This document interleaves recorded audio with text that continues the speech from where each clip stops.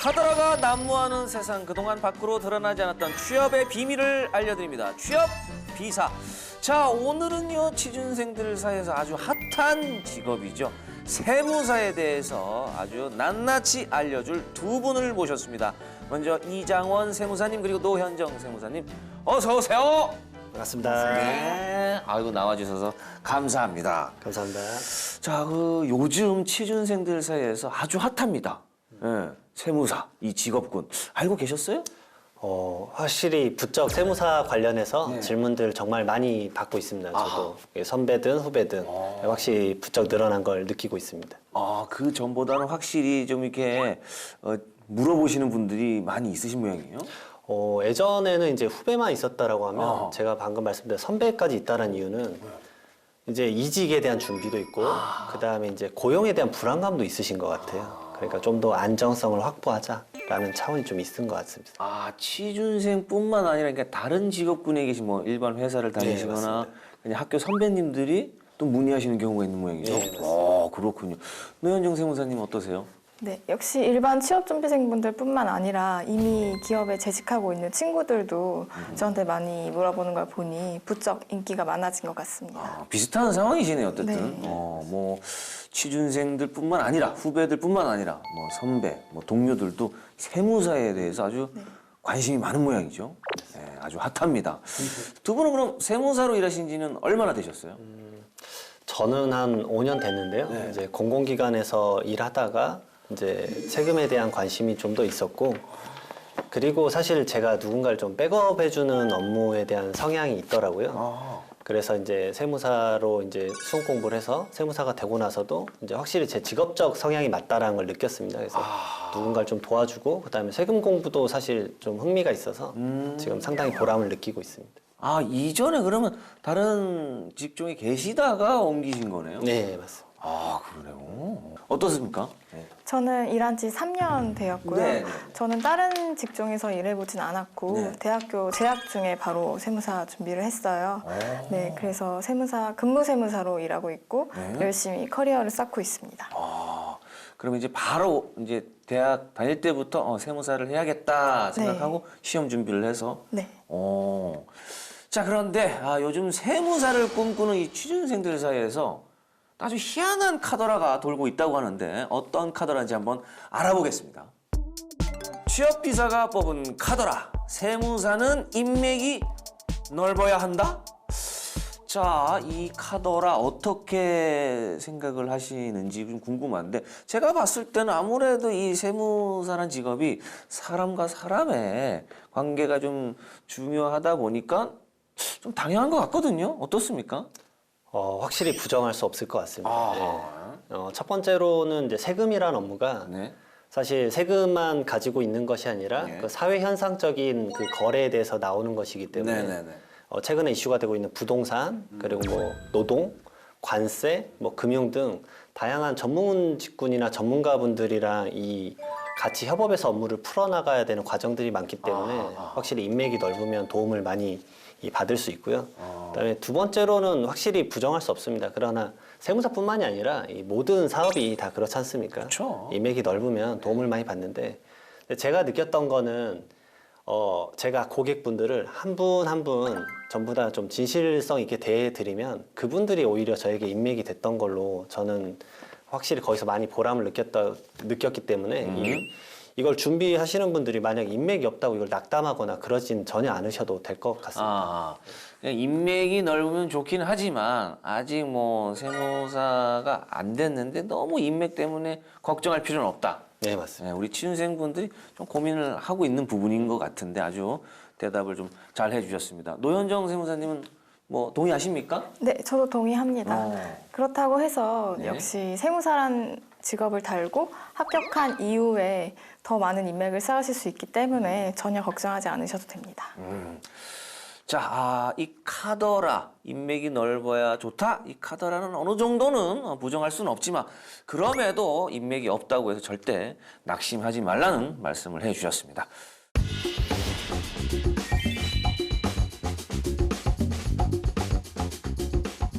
자, 그럼 세무사에 대한 궁금증 본격적으로 하나하나 풀어가 보도록 하겠습니다. 오늘의 주제, 알아보겠습니다. 세무사에 대한 궁금증 모두 다 알려주마. 자, 일단 실제로 이 세무사무소는 어떤 곳인지 또 무슨 일을 하는지 궁금한데요. 이 두 분이 직접 이 궁금증을 해결해 주기 위해서 촬영을 하고 오셨다고 합니다. 그럼 VCR 먼저 함께 보시죠.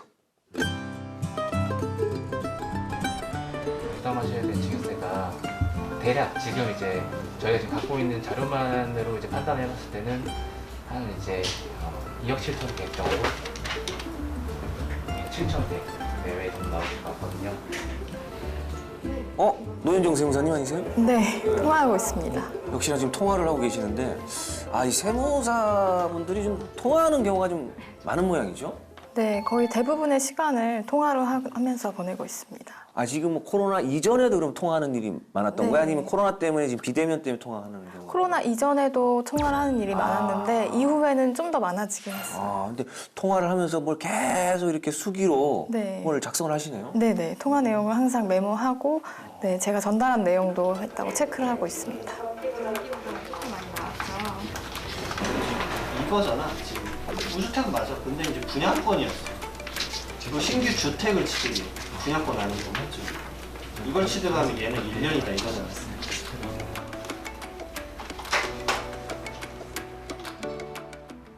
저 계산기를 계속 이제 두드리면서 작업을 하시네요. 네. 근데 요즘에는 뭐 엑셀이나 이런 거 이제 컴퓨터 바로 기입을 해서 이렇게 하지 않나요? 일단 계산기로 계산을 하고 엑셀로도 검증을 하고 프로그램으로 또 한 번 검증하고 이렇게 하고 있습니다. 거의 3단계 정도. 네. 그렇죠.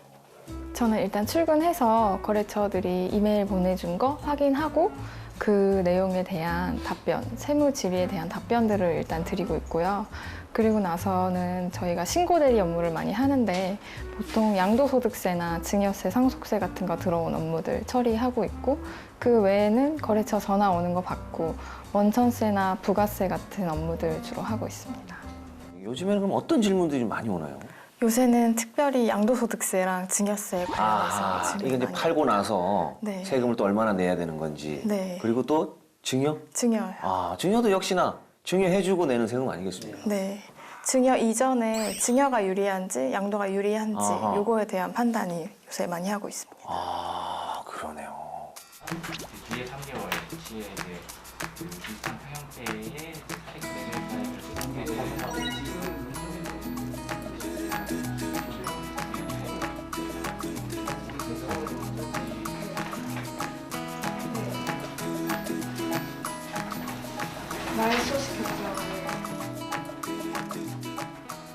근데 개인 휴대폰으로 많이 좀 통화를 하시는 모양인데요. 네, 저희가 아무래도 좀 정확하게 작업하려면은 녹음을 하는 게 필수여가지고요. 혹시라도 이제 잊어버리거나 이러면 놓친 부분이 있을까 봐. 놓친 부분이 있으면 네. 다시 한 번 더 들어보기 네, 위해서. 들어보고 체크하고 있습니다. 야, 서류들이 요즘은 저렇게 하나요? 원래 파일로 다 이렇게 하지 않아요? 근데 이제 종이 서식으로 저렇게 5년간 이제 보관하는 게 또 세법상 의무인 것도 있어서 그리고 이제 사실 그 프로그래밍적으로 보는 것보다는 사실 저렇게 뺏어 보는 게 즉각적으로 판단하기 또 빠를 때가 많습니다. 100만 원 정도 들어가셔서 지금 남은 금액은 한 250 정도. 제가 이제 처음 준비를 할 때나 공부할 때는 좀 수학적인 감각이 많이 중요하다고 여겨졌는데 막상 일을 하다 보니까 수학적인 감각보다는 법리를 판단하는 능력이 세무사한테는 좀 더 중요하다고 여겨지는 것 같아요. 어떤 상황이 놓이면은 이게 과세 대상이 되는지 여부부터 세액 계산을 할 때도 그 법리 판단을 기초로 해서 계산을 해야지 그게 법리 판단이 이루어지지 않은 상태에서 계산을 하게 되면 오류가 발생하고 결국엔 더 큰 세금이 나오게 되는 것 같아요. 저도 사실은 세무사 하면 그냥 계산만 잘하면 되는 거 아닌가? 숫자를 좀 많이 다루는 직업 아닌가 했는데 오히려 법리적인. 네. 아무래도 세법이 계속해서 이게 자주 바뀌다 보니까 아무리 계산을 잘해도 법 바뀐 걸 모르고 했다가는 그렇죠. 네, 맞습니다. 그게 제일 중요해요. 네. 혹시 뭐 거기 관해서 뭐 에피소드 같은 게 있나요? 이게 뭐 엄청난 에피소드까지는 아닌데 이제 바뀐 세법의 적용 시점이 언제인지를 혼동을 해서 납세자에게 이제 예상 이제 컨설팅을 할 때 이 기점 전후에 이제 어떤 차이가 있는데 그 기점을 뭐 잘못 잡아가지고 이제 어떤 큰 차이 의사결정할 때 그런 것들이 하루하루가 아주 중요하기 때문에 예, 그럴 때는 뭐 잠 못 이루고 새벽에도 벌떡 일나가지고 2시에도 납세자한테 전화드려서 이거 바꿔야 된다 이렇게 말한 적도 있습니다. 아, 정말 뭐 하루하루 그냥 퇴근 시간이 따로 없네요. 네. 계속 보겠습니다.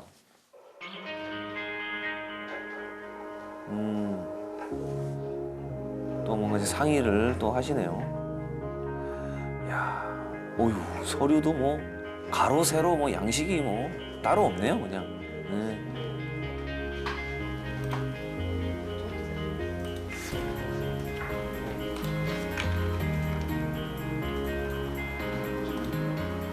협력해서 진행하는 것도 있고 혼자 좀 하기 벅찬 경우에는 협력해서 진행도 하고 아니면은 이제 한 명이 정으로 가고 그러니까 부사수로 가가지고 두 분이서 진행하는 경우도 있고 그거는 이제 케이스가 얼마나 크냐에 따라서 조금씩 달라지는 것 같습니다.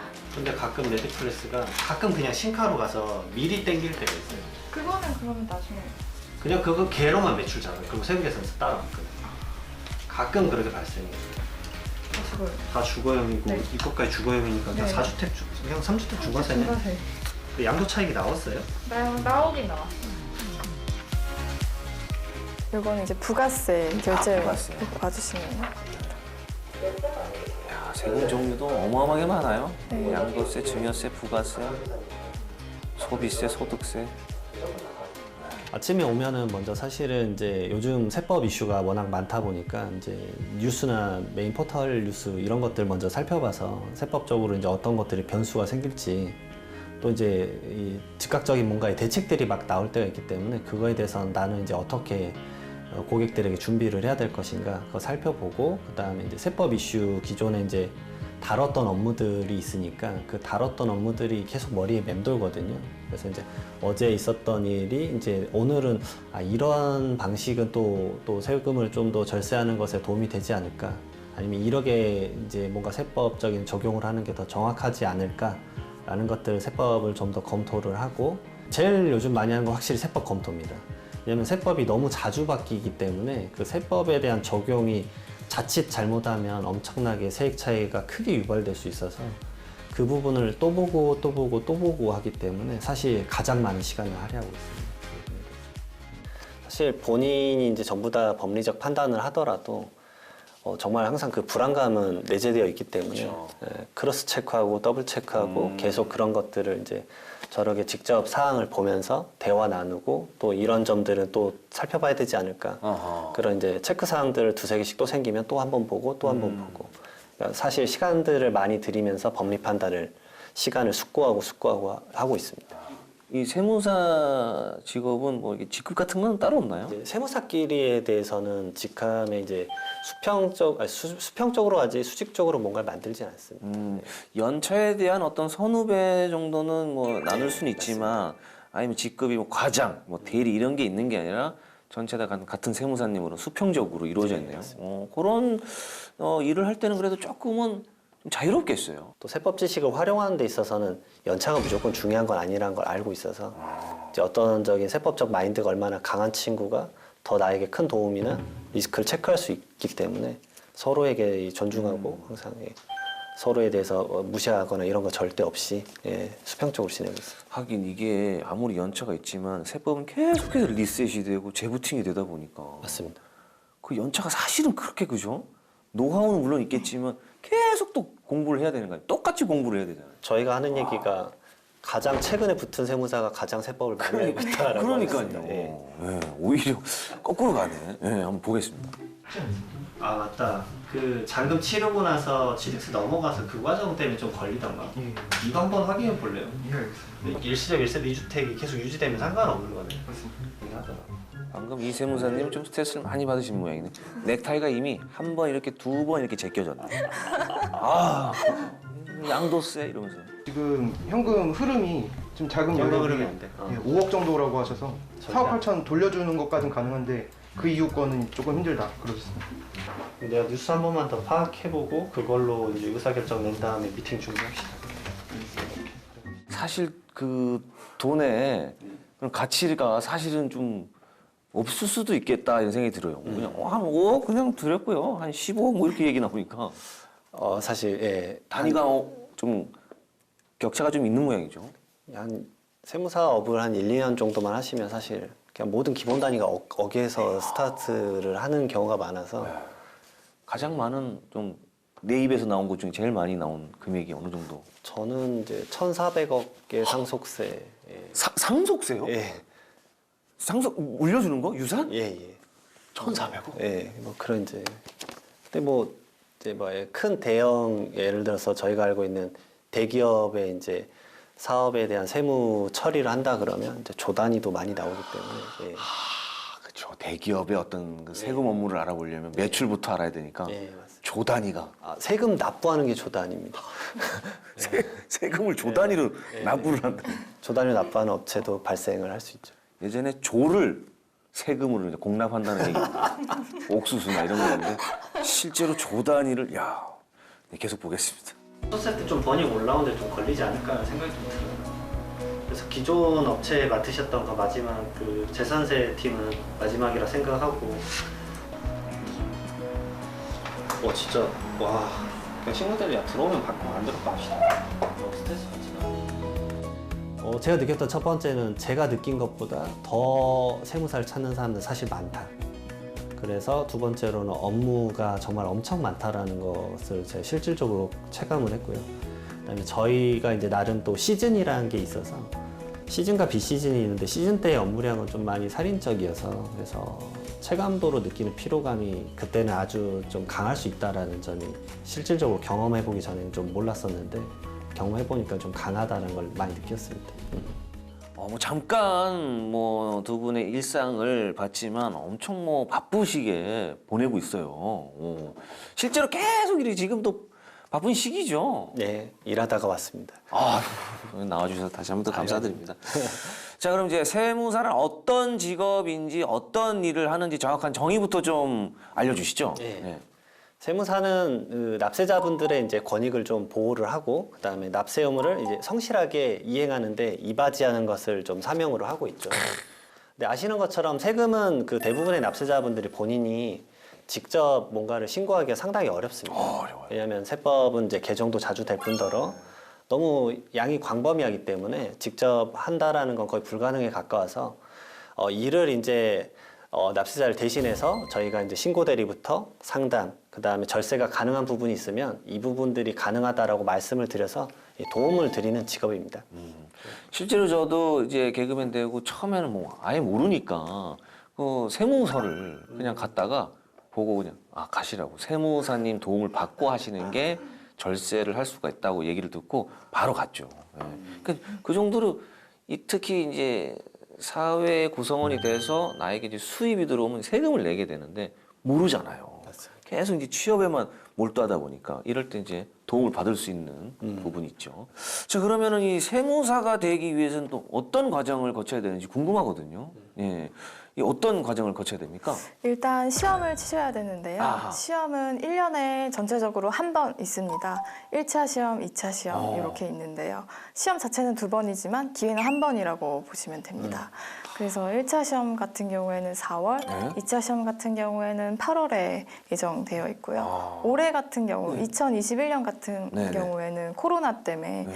5월이랑 9월에 예정되어 있습니다. 한 달씩 조금 밀렸네요. 5월, 9월. 네. 한참 좋은 날씨에 또 이렇게 시험을 보네요. 예, 우리 취준생 분들 좋은 결과 2차 시험 붙어서 단풍놀이 갔으면 좋겠네요. 예. 네, 어떤 과정을 또 거쳐야 되죠? 우선은 영어는 이제 공인 어학 성적으로 대체를 하고요. 네. 그다음에 1차는 이제 공통 과목이 3과목이 있는데 네. 이제 재정학이랑 그다음에 세법학개론, 회계학개론, 그리고 이제 선택 과목으로는 이제 민법, 상법, 그 행정소송법 중에서 하나를 택일하셔서 객관식으로 합격을 하시면 이제 2차 시험은 이제 4과목이 또 있습니다. 회계학 1부와 2부, 이제 세법학 1부와 2부, 전부 주관식이랑 논술식으로 이제 나오게 되어 있습니다. 주관식이요? 네, 객관식이 아니에요? 예, 예, 그렇습니다. 야, 법 공부해야죠. 뭐 회계 공부해야죠. 그것도 다 주관식으로 논술로. 예. 정말 어마어마합니다. 물론 지금 얘기만 과목 그 얘기만 들어도 다 어려울 것 같긴 한데 그 중에서도 우리 특히 이 세무사를 준비하는 취준생분들이 가장 좀 곤란해하는 과목이 있을까요? 세법 계산을 하는 1차에서의 세법학 개론과 2차에서의 그 회계학 2부가 있습니다. 예, 여기서 회계학 2부는 또 그 과락률이 거의 매년 50%에 육박하고 있는데요. 예, 저도 사실 이 과목이 제일 어려웠는데 이게 매년 한 차례에서 세 차례 세법이 개정돼서 그 바뀐 개정세법으로 계산 문제를 풀어야 되는 것도 있고, 그다음에 두 번째로는 이제 이 정해진 시간 내에 이 계산 문제를 풀어야 되기 때문에, 그리고 이제 주관식이기 때문에 정확하게 말 그대로 문제를 보자마자 정확하게 이제 계산을 산출해내야 되기 때문에 이 점이 상당히 어렵습니다. 그 두 분은 어쨌든 그런 어떤 어려운 거를 통과해서 지금 합격이 되지 않았습니까? 합격자 입장에서 그런 꿀팁이 좀 있을 것 같아요. 조금 더 그래도 당길 수 있는 뭐가 있을까요? 저는 제 수험 기간이 길어진 게 이것 때문인 것 같은데, 우리 저기 대표님은 어느 정도 걸리셨어요? 저는 엄청 오래 걸렸습니다. 그래요? 거의 4, 5년 걸렸습니다. 왜냐하면 이제 직장 다녔던 것도 있고, 좀 직장 다니면서 준비를 했었기 때문에. 그래서 직장 다니면서 준비하시는 분들도 사실은 이 시험은 공부를 하면 또 될 수 있다라는 좀 네네. 긍정의 표본으로 좀 삼으셔도 될 것 같고요. 네네. 그다음에 이론만을 이게 이제 세법을 학습하게 되면 이제 계산 문제가 바로 풀릴 거라고 생각을 많이들 하세요. 근데 사실 이제 계산 문제는 좀 손으로 풀어야 되는 바가 많이 있습니다. 그래서 이 짧은 시간 내에 이거를 말 그대로 찌르면 튀어나올 정도로 이걸 풀어 보셔야지 합격을 할 수 있는데, 저는 항상 제가 이 이론을 알고 있으니 당연히 풀리겠지라고 생각해서 수험 기간이 좀 길어졌던 것 같습니다. 그래서 이제 마지막에 붙을 때는 정말 스터디 그룹을 많이 해서 계속 스터디원끼리 피드백하면서 거의 반강제적으로 학습량을 꼬박꼬박 채웠었습니다. 그러니까 이제 이론만 이제 다 알고 있다고가 다가 아니라 실제로 내가 세무사다 생각하고 풀어봐야 되는 거예요. 손으로 계속. 저 또 팁이 있을까요? 저는 모든 과목을 완벽하게 공부하려고 할수록 합격과는 오히려 거리가 좀 멀어지는 것 같습니다. 핵심 이슈들이 있고 항상 최신 판례들이 등장하기 때문에 이걸 중점적으로 공부를 하셔야지 그 외에 심화된 과정들을 너무 깊게 파고들려고 하면은 점점 더 합격과는 멀어지는 것 같습니다. 오히려 이제 너무 파지 말고 이게 조금 유연하게 바뀌는 것도 좀 보고 그래야 되겠네요. 네. 자, 이 세무사 하면은 뭐 자격 조건이 없다고는 하지만 뭐 아무래도 그래도 이 세무회계 쪽 전공자들이 좀 더 유리하겠죠, 아무래도?